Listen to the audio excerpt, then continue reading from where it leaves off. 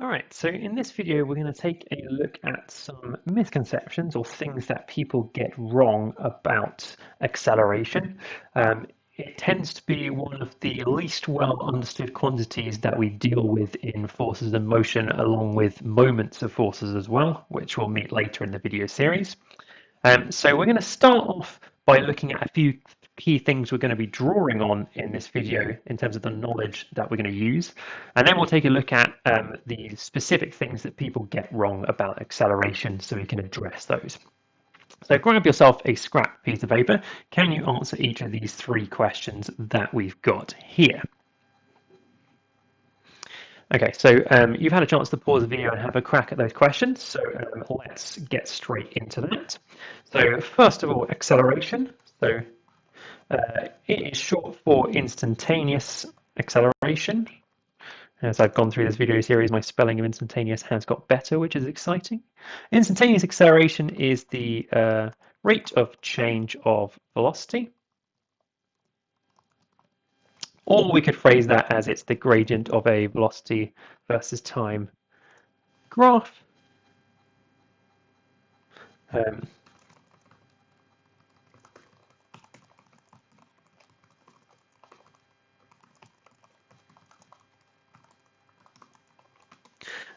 If a vector is positive or negative, what does that mean?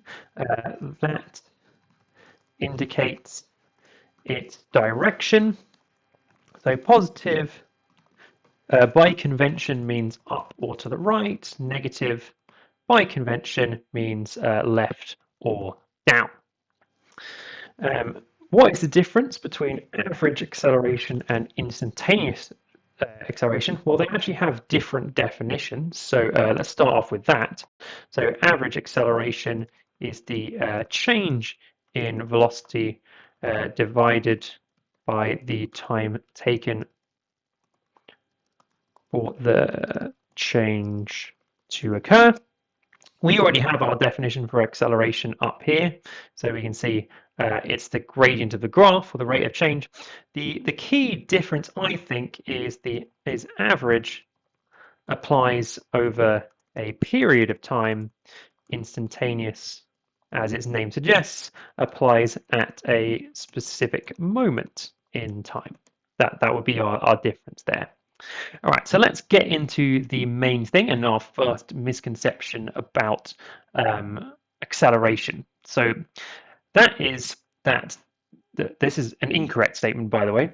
Deceleration and negative acceleration are the same thing, which they most certainly are not. So I think that's worth digging into because a lot of people do hold this one.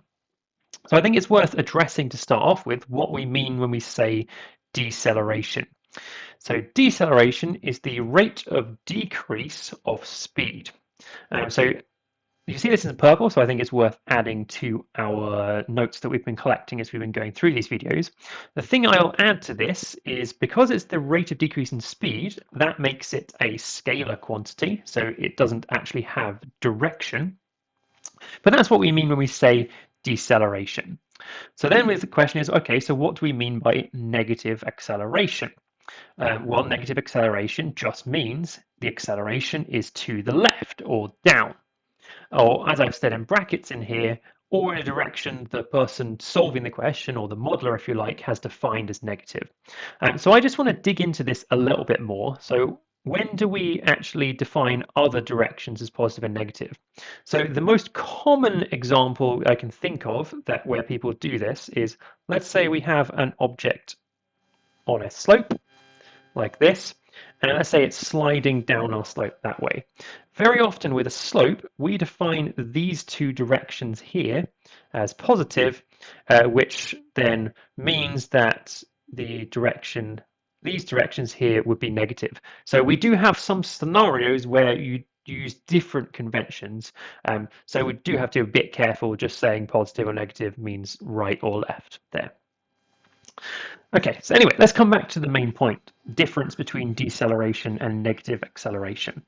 So what I'm going to do is I'm going to take you through an example and we're going to see how they produce different results. So we can see that they're different things.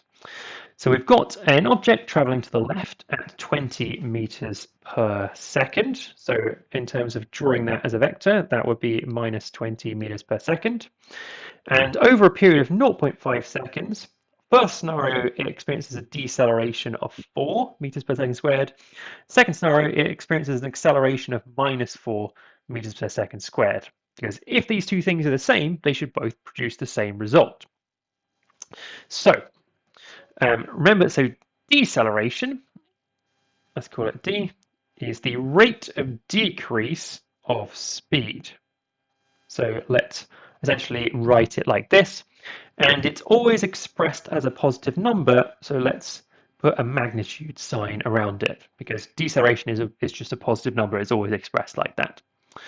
Okay, so what we can do is therefore figure out what the change in speed would be if we multiply the deceleration by time. So our deceleration, we can see is 4, time is 0.5, so that gives you a deceleration of 2 meters per second. Now remember, deceleration means that the speed is decreasing. So that's going to mean, so the final speed, which we don't really have a symbol for because we don't really talk about very much, is going to be, it was going at 20, it's gone down by 2, so it's going to be 18 meters per second there. Okay, so let's apply this. So remember, before we move on, remember it was going to the left, so it is actually still going to the left, it's just not going as fast to the left.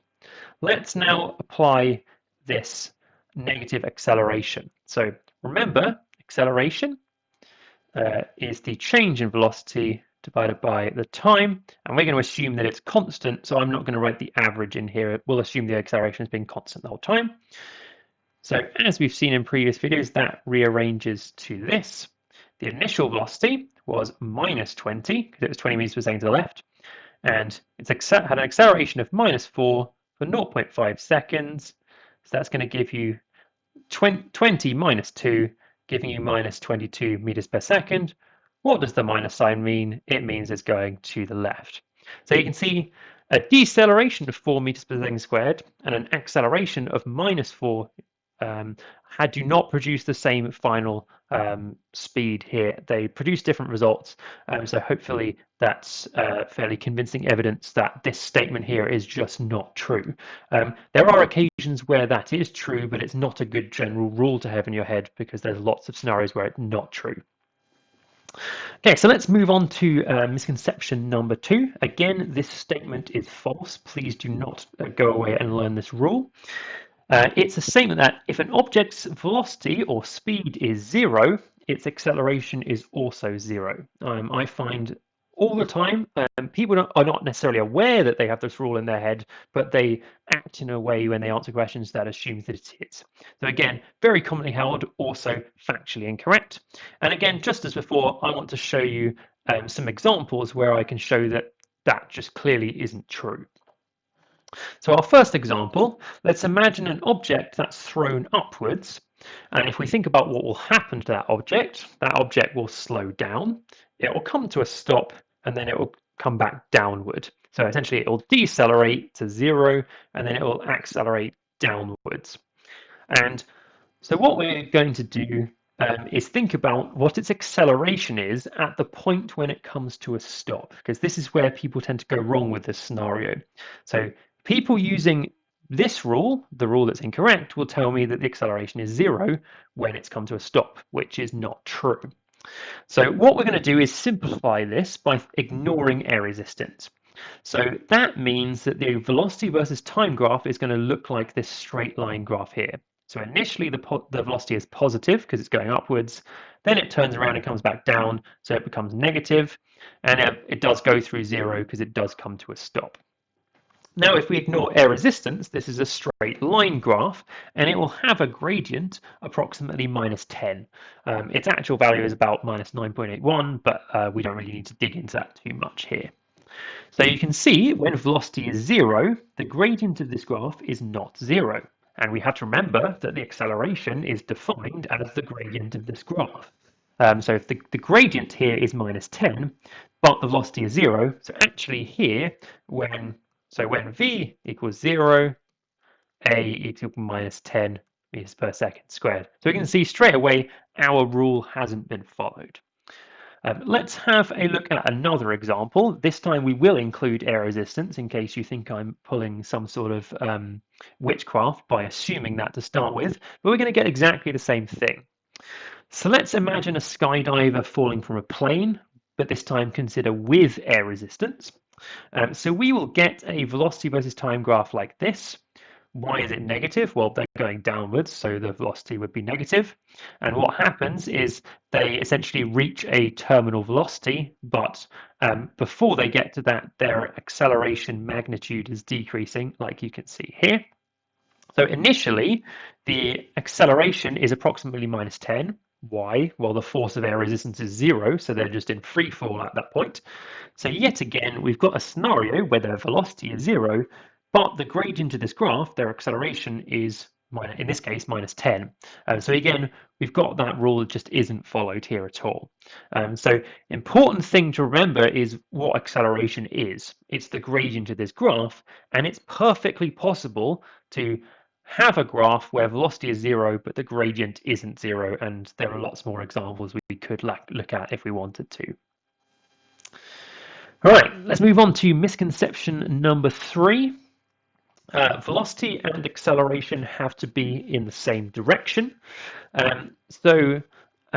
Let's think of that exact same example we met before, where we throw an object upwards and it slows down until it comes to a stop and then accelerates downwards. So if I ask the question, so when it's in the point where it's like left your hand and it's during the point where the object is going upwards, if I ask people what direction the acceleration is, lots of people will tell me the acceleration is upwards because they're like, well, the object's going upwards, so the acceleration must be in that direction. And that's actually not true at all, and we can see it from the velocity versus time graph.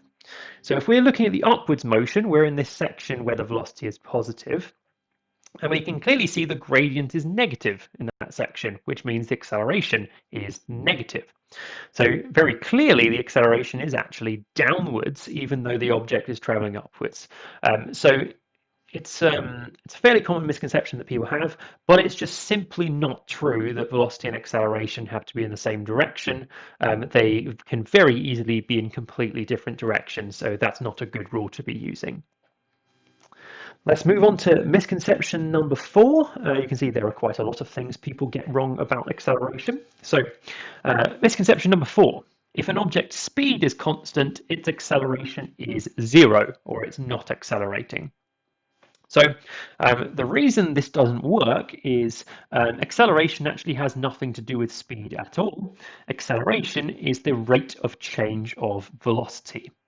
And to show this in action, I'm actually going to take a look at an object that's traveling in a circle at constant speed. So it's always going at 5 meters per second, but its direction is constantly changing. And I've marked a couple of places on the diagram just so we can see what it's doing at any given moment in time. We could add a few more, like if we want to know what it's doing when it's at the bottom, its velocity is actually in that direction there, and then over here its velocity is actually in this direction here. So its direction is constantly changing, and that should give us a clue that it is accelerating, because remember, velocity has 2 components, magnitude and direction.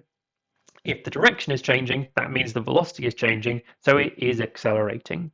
But people aren't very satisfied with that. There's one objection people come up with is they go, well, let's imagine the object has gone one complete orbit, so it's back where it started. So its velocity is now 5 meters per second to the right again. So let's say here is our start point, for example. So once it's done a complete thing, its velocity is 5 meters per second to the right again, so its change in velocity is 0. Therefore, that object is not accelerating. And that logic is incorrect because they have used the equation for average acceleration. They haven't used the equation for instantaneous acceleration. So I would 100% agree with them that the average acceleration over a complete circular orbit is 0. And towards the end of the video, I'll actually talk about why, if you're interested in seeing why that's okay. So it is most certainly true. The average acceleration is 0 over a complete orbit. But this doesn't tell us anything about instantaneous acceleration. Okay, so let's actually have a look at that.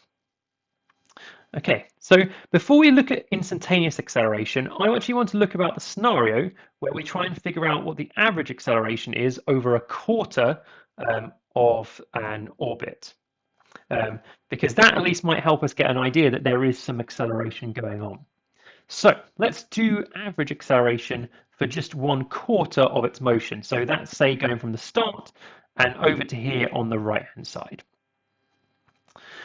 Okay, so I'm going to be constructing a sort of a vector diagram of this. So to start with, it was going at 5 meters per second to the right. And at the end, it's going at 5 meters per second downwards. So what I'm asking myself is, what change in velocity do I need to add to 5 meters per second to the right that produces a 5 meters per second downward? That's essentially what I'm showing on this diagram here. And I've added in some angles as well to see how this works. So we know that the two 5 meters per second velocities are at 90 degrees. And we know this is an isosceles triangle, so we know these two are 45 degrees as well. So first thing we can do here is figure out actually what our change in velocity is.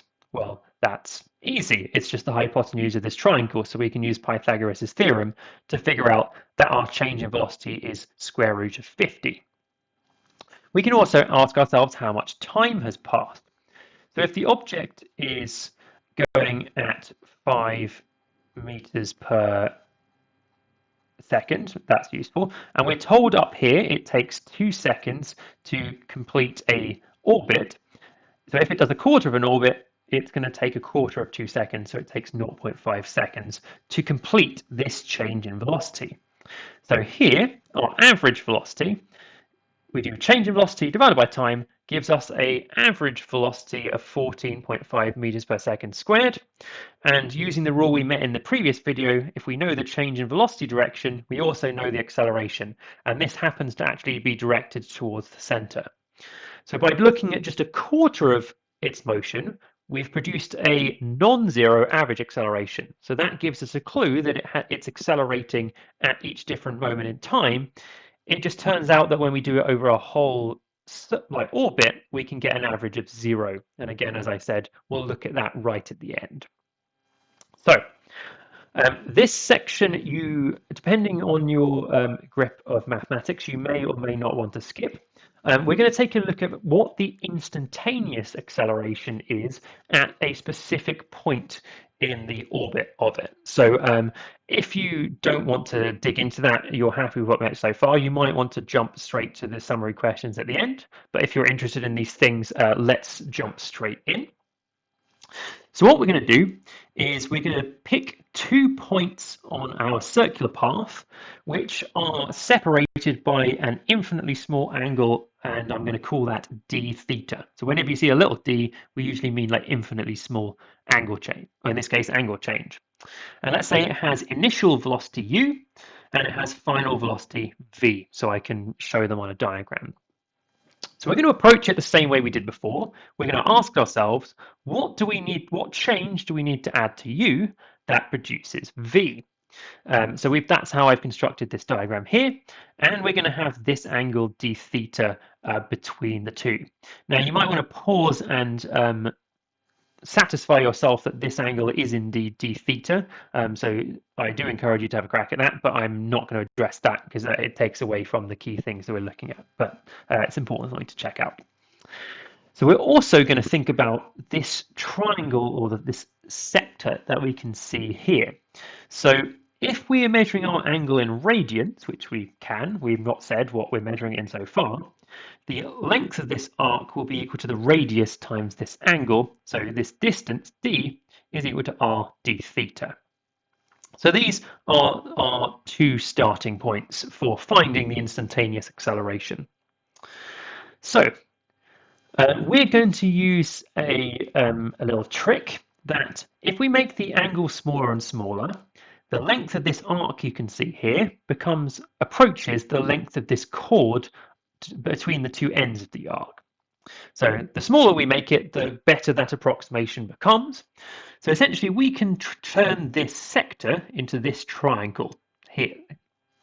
Now, the reason we want to do that is we produced similar triangles because they both have this angle d theta in them, which means the ratio of this side and this side is equal to the ratio of this one and this one. So that's what I'm using here. Now, you'll notice I've put these magnitude signs in here because we want the length of this side, which is just the magnitude of the change in velocity, and the length of this side, which is the magnitude of velocity. You can divide vectors, but the mathematics of it starts to get complicated, so I'm just going to deal with magnitudes for now. And that's going to be equal to d divided by r. We can also express how long this change occurs, the time it takes to go around this angle, by doing the distance divided by the magnitude of the velocity, which is basically the speed. So we've got an expression for how far the object has traveled in terms of the magnitude of the velocity and the time. So what I'm going to do is I'm going to replace d up here with the magnitude of velocity times by time, which is what you can see down here. And then what I'm going to do is I'm going to rearrange. So I'm going to bring the magnitudes of the velocity to the same side, and I'm going to take the time to this side. Because what you'll notice is this is an expression for average acceleration. But if we make the time shorter and shorter, that essentially will approach the actual acceleration of the object. So if our time becomes shorter and shorter and shorter, which is what will happen as our angle gets smaller and smaller and smaller, the average acceleration will approach the instantaneous acceleration. So we've got an expression for the instantaneous acceleration of an object that's going in constant speed around a circle of radius r. And this calculates specifically the magnitude of the acceleration. This doesn't actually tell us about the direction. It does turn out to be directed towards the center of the circle at all points as well.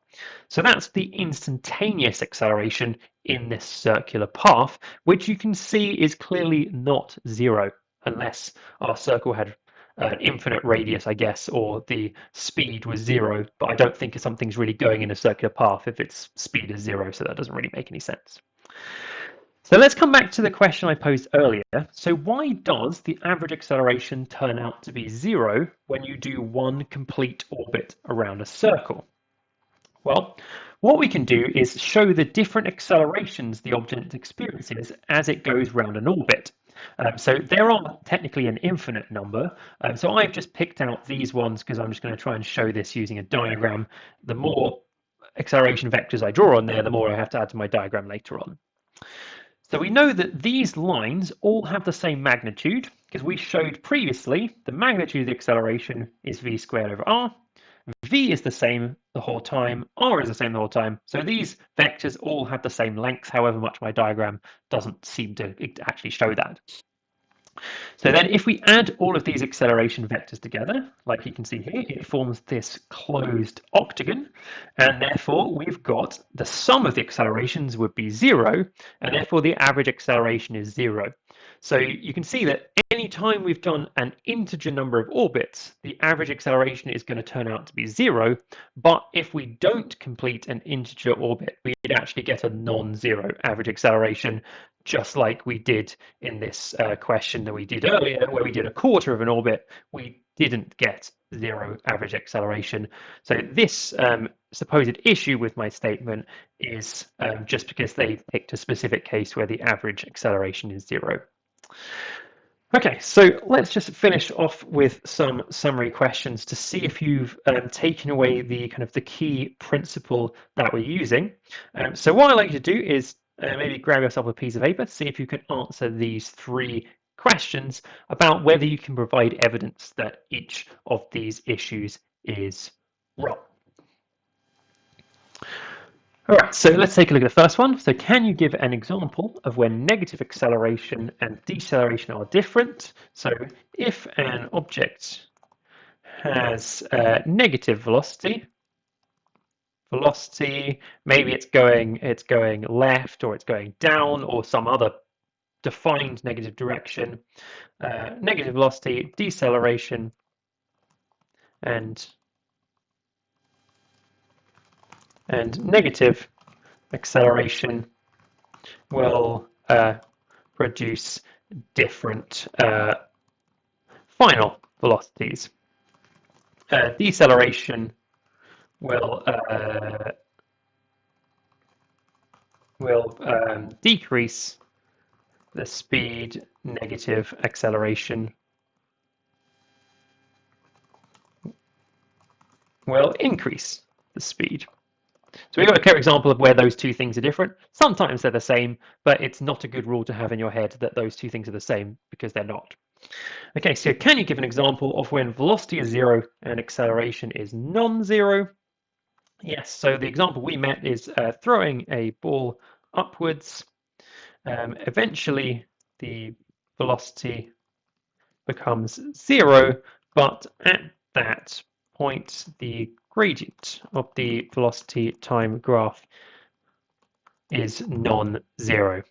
So that would be an example we could look at. We could also look at the free faller who's just jumped out of the plane. Again, their velocity is instantaneously 0 at that point, but their gradient of the velocity time graph or their acceleration is again not 0. It's about minus 10 meters per second squared. And final one, can you give an example of when acceleration and velocity are in different directions? Again, we can take our same example. So throwing a ball upwards, once it has left your hand but is traveling upwards, the velocity is upwards, but the acceleration or the gradient of the velocity versus time graph